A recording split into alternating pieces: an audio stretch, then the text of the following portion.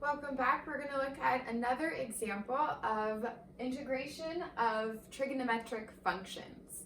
And so for this particular example, I have written over here the particular trig identity that's going to be helpful. And those can all be found on reference page 2 of your formula cards on your ebook. I would highly suggest that you go look at that and make sure that you remember all of those trig identities well, because in all of these trig integration problems, we'll be using them frequently. So to start off this problem, in order to use this, and eventually we'll also be using u substitution, we need to rewrite this in a way that's helpful. So the hint would be that our identity has cosine squared theta, and so we want to pull out a cosine squared theta and separate it from the cosine cubed theta. So we will rewrite this as the integral of sine squared of theta times cosine squared of theta times cosine theta d theta. And so the reason why we're doing this is we're going to want to use this trig identity, and eventually we're wanting to use u substitution. And so we want to be able to pick one of our functions, since their derivatives are, the derivative of sine is cosine and the derivative of cosine is negative sine. We'll want to pick one of them as our u, and then that's why we want to have this leftover cosine of theta, d theta here, so that that can be our du.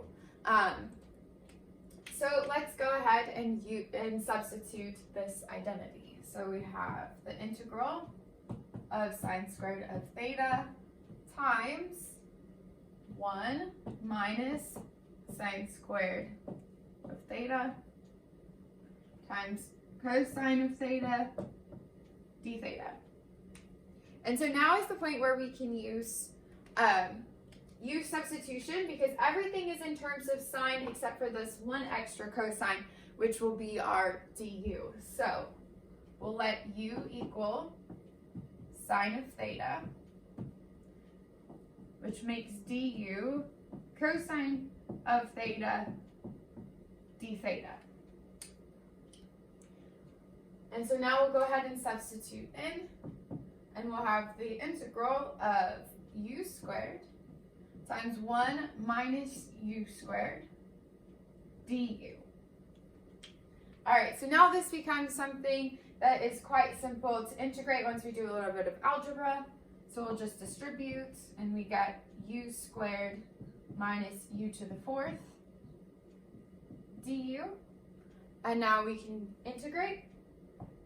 And so we'll have 1/3 u cubed minus 1/5 u to the 5th, and then plus c, since we're doing indefinite integration.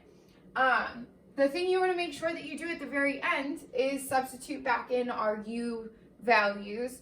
And so to finish this off, we'll have 1/3 sine cubed of theta minus 1/5 sine to the 5th of theta plus c.